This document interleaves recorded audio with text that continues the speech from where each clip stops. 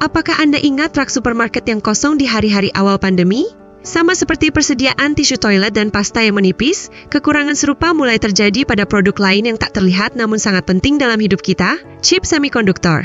Jadi, mengapa potongan silikon kecil ini, yang hanya beberapa milimeter ukurannya, berubah menjadi krisis global yang mengganggu jutaan orang yang menunggu untuk membeli mobil, konsumen yang menunggu berbulan-bulan untuk ponsel baru, bahkan produksi alat medis? Pertanyaan sebenarnya adalah, bagaimana 5 tahun ke depan akan dibentuk oleh dampak dari krisis ini?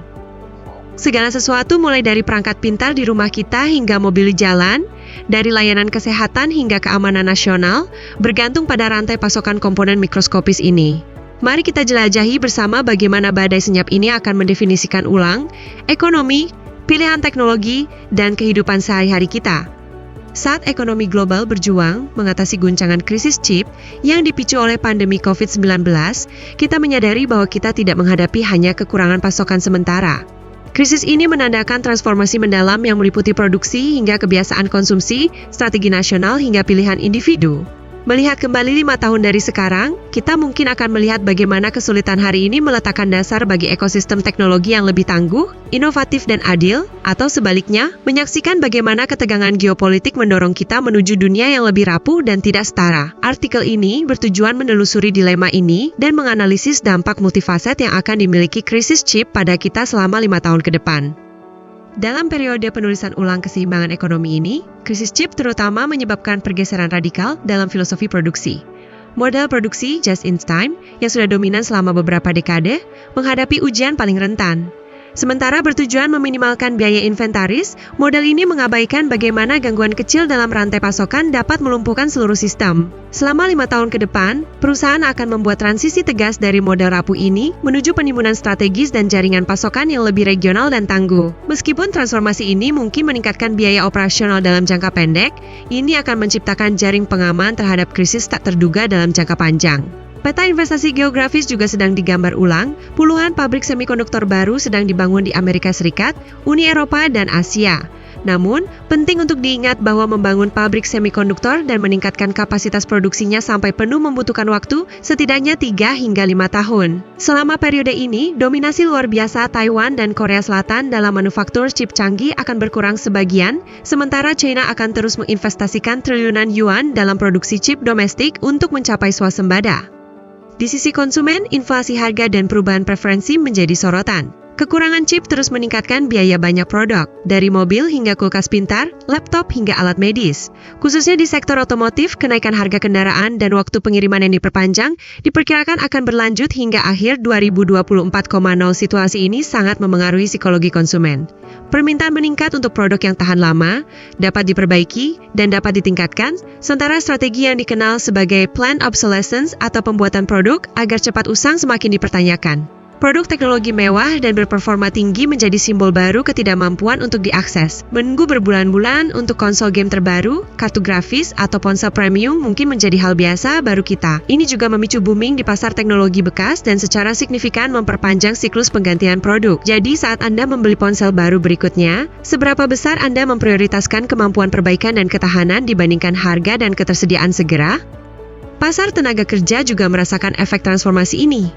Seiring meningkatnya pentingnya strategis industri semikonduktor, permintaan akan profesional terampil dalam teknik mikroelektronika, fisika semikonduktor, dan desain sirkuit terpadu berkembang pesat. Universitas dan lembaga pelatihan teknis di seluruh dunia dengan cepat menyesuaikan kurikulum mereka dengan realitas baru ini. Namun, investasi dalam otomatisasi dan kecerdasan buatan mungkin mengalami perlambatan sementara karena tantangan dalam mengakses perangkat keras yang diperlukan. Transformasi pintar pabrik dan otomatisasi proses robotik mungkin akan berlangsung lebih lama dari yang awalnya dibayangkan. Masa depan teknologi juga sedang dibentuk di bawah bayang-bayang krisis ini. Kekurangan chip mendorong desain yang mengutamakan efisiensi. Chip yang mengonsumsi daya lebih rendah, memiliki arsitektur yang kurang kompleks namun tetap sangat efektif, mulai menjadi sorotan. Teknologi chiplet siap menjadi pengubah permainan dalam hal ini, menggabungkan komponen chip kecil dan modular dengan fungsi berbeda ke dalam sistem yang lebih besar menjadi lebih efisien dan kurang berisiko dibandingkan memproduksi satu chip besar. Selain itu, gerakan perangkat keras sumber terbuka semakin kuat. Arsitektur chip sumber terbuka seperti RISC-V menghilangkan biaya lisensi dan memberikan kebebasan desain, membuka cakrawala baru terutama bagi startup inovatif dan peneliti akademis. Ekosistem kecerdasan buatan dan Internet of Things IoT juga turut berubah.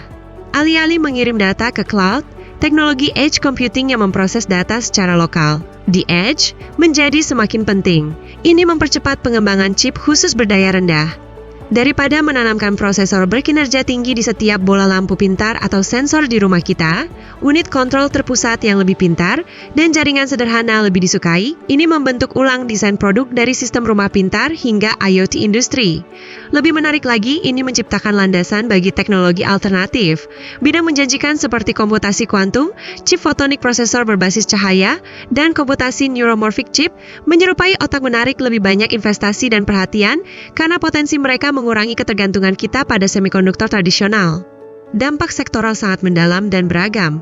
Industri otomotif mungkin menjadi yang paling terpukul. Transisi ke kendaraan listrik EV mungkin berjalan jauh lebih lambat daripada rencana. Produsen mobil tradisional mungkin harus mengarahkan sumber daya chip yang langka, terutama ke kendaraan mesin pembakaran internal yang lebih menguntungkan. Ini bisa membantu perusahaan yang merancang kendaraan listrik sejak awal untuk mempertahankan keunggulan relatif lebih lama. Pada saat yang sama, hubungan antara raksasa otomotif dan perusahaan semikonduktor berubah secara fundamental. Pembuat mobil beralih dari sekadar pelanggan yang membeli chip dari pemasok menjadi mitra strategis yang aktif terlibat dalam desain chip dan bahkan mulai merancang chip mereka sendiri. Industri pertahanan menegaskan betapa pentingnya masalah keamanan nasional. Pasokan chip yang aman dan tidak terputus untuk sistem militer menjadi bagian tak terpisahkan dari kedaulatan nasional. Oleh karena itu, banyak negara, terutama AS, China, dan negara-negara UI, memperkenalkan paket insentif dan undang-undang serius untuk membawa produksi chip militer ke dalam wilayah mereka. Ini akan meningkatkan proporsi anggaran R&D dalam pengeluaran pertahanan. Dalam teknologi kesehatan, dilema etis semakin mendalam. Produksi alat medis vital seperti mesin MRI, ventilator perawatan intensif, dan kit diagnostik portable juga terpengaruh oleh kemacetan pasokan chip. Situasi ini berisiko membuat pengobatan medis canggih semakin sulit diakses di wilayah kurang berkembang, memperdalam ketimpangan kesehatan global. Ini mendorong kita bertanya, akankah kemajuan teknologi digunakan untuk meningkatkan kesejahteraan seluruh umat manusia atau justru memperkuat ketidaksetaraan yang ada? Lanskap geografis dan geopolitik juga berubah dengan cepat. Taiwan menjadi salah satu titik paling strategis dalam ekonomi global berkat Taiwan Semiconductor Manufacturing Company (TSMC) yang memproduksi lebih dari 90% chip paling canggih di dunia. Ketegangan antara China dan Taiwan bukan lagi masalah regional semata, tetapi ancaman ekonomi bagi seluruh dunia. Sementara itu, Undang-Undang Chips dan Science AS telah memulai tren global. Kebijakan proteksionis yang mendorong produksi chip nasional mulai bertentangan dengan prinsip perdagangan bebas global. Bagi negara berkembang seperti Turki, krisis ini menghadirkan ancaman sekaligus jendela kesempatan bersejarah. Bisakah keberhasilan produksi dalam industri pertahanan dipindahkan ke bidang kritis seperti semikonduktor? Bisakah perjalanan kendaraan listrik grup inisiatif mobil Turki TOGC menumbuhkan bakat lokal di bidang bernilai tambah tinggi seperti desain chip otomotif? Jawaban positif atas pertanyaan ini tampaknya bergantung pada sumber daya manusia yang berkualitas, investasi R&D jangka panjang dan stabil, serta dukungan untuk para pengusaha berani. Mempertimbangkan konsekuensi lingkungan dan sosial, limbah elektronik muncul sebagai isu besar. Kekurangan chip membuat daur ulang limbah elektronik bukan hanya rekomendasi lingkungan, tetapi kebutuhan strategis. Investasi dalam teknologi baru untuk memulihkan emas, perak, palladium, dan elemen tanah jarang dari perangkat meningkat. Undang-undang hak untuk memperbaiki, Uni Eropa menjamin konsumen hak untuk memperbaiki perangkat mereka dan mengakses suku cadang, menginspirasi regulasi serupa di seluruh dunia. Gerakan ini membentuk titik perlawanan kuat terhadap budaya beli, pakai, buang. Sayangnya, risiko memperdalam kesenjangan digital juga sangat tinggi. Negara dan perusahaan yang memiliki kapasitas produksi chip dan pengetahuan teknologi akan memprioritaskan pasar domestik mereka dan kelompok produk paling menguntungkan selama krisis. Ini akan membuat akses teknologi lebih sulit bagi sekolah, rumah sakit, dan UKM di negara berkembang, menyebabkan disparitas digital global. Jadi, skenario mana yang akan dominan dalam 5 tahun ke depan? Skenario optimis menjanjikan dunia di mana puluhan pabrik baru yang sedang dibangun mulai beroperasi pada 2025-2026, adopsi perangkat keras sumber terbuka tumbuh, dan desain yang berfokus pada efisiensi secara bertahap menyeimbangkan pasokan dan permintaan.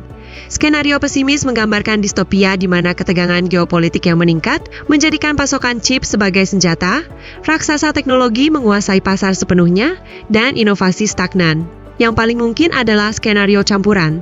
Masa depan di mana industri chip terspesialisasi secara geografis, penelitian di AS, produksi di Asia Timur, pengemasan di Asia Tenggara, jaringan pasokan regional berdampingan dengan yang global, dan hierarki teknologi tetap terjaga. Kesimpulannya, krisis chip dengan keras mengungkapkan betapa rapuhnya ketergantungan global kita. 5 tahun ke depan akan menjadi ujian kemampuan beradaptasi dan ketahanan. Sebagai individu, saatnya mempertanyakan apakah kita membeli setiap produk teknologi baru karena benar-benar membutuhkannya atau hanya karena itu baru. Sebagai perusahaan, saatnya berinvestasi dalam keberlanjutan jangka panjang dan transparansi rantai pasokan daripada keuntungan jangka pendek. Sebagai negara, saatnya menerima bahwa otonomi teknologi bukanlah kemewahan, melainkan kebutuhan strategis. 5 tahun dari sekarang, saat kita melihat ke belakang, akankah kita melihat bahwa krisis ini membawa kita ke dunia yang lebih tangguh, inovatif, dan adil? Atau kita akan menyaksikan awal zaman gelap yang ditandai dengan isolasi, proteksionisme, dan ketimpangan yang semakin dalam? Jawabannya terletak pada langkah-langkah yang kita ambil hari ini. Bagaimana menurut Anda? Apakah kita sebagai konsumen, pengusaha, dan pembuat kebijakan bergerak menuju pembentukan chip masa depan, atau justru dibentuk oleh mereka? Terima kasih atas analisis komprehensif dan mendalam ini. Sangat menggugah pikiran melihat betapa besar krisis chip memengaruhi hidup kita dan bagaimana 5 tahun ke depan akan membentuk banyak bidang, mulai dari teknologi dan ekonomi hingga kehidupan sosial dan lingkungan. Jangan lupa untuk berlangganan saluran kami agar bisa mengikuti topik penting ini dengan cermat dan tidak ketinggalan transformasi teknologi di masa depan. Jika Anda menyukai konten kami, bagikan pendapat Anda di kolom komentar. Jadi, saat Anda membeli ponsel atau mobil baru, mana yang lebih penting bagi Anda? Daya tahan, pengiriman segera, atau inovasi? Mari bertemu di komentar.